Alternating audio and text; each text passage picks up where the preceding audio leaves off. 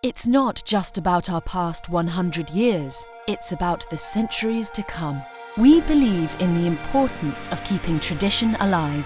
Consumers often refer to the bread of the good old days, but when asked to describe it, they can't. So we did some investigations and discovered a reference by the Roman poet Horace in 37 BC.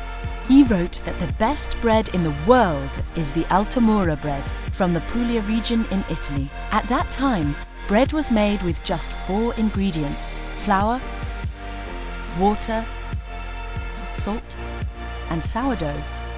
By using durum wheat from Altamura in combination with local microorganisms, Puratos created authentic durum. It captures the spirit of bread from the good old days and makes it available to you. But we also decided to protect the wonderful diversity of bread from around the world. It's why we now collect sourdoughs from different regions and preserve them in our unique sourdough library.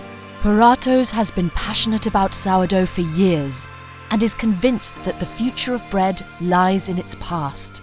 We are excited to share this deep understanding of fermentation with you. Let's create tasty and high-quality breads just like the good old days. And in the future too. Puratos, let's continue the magic.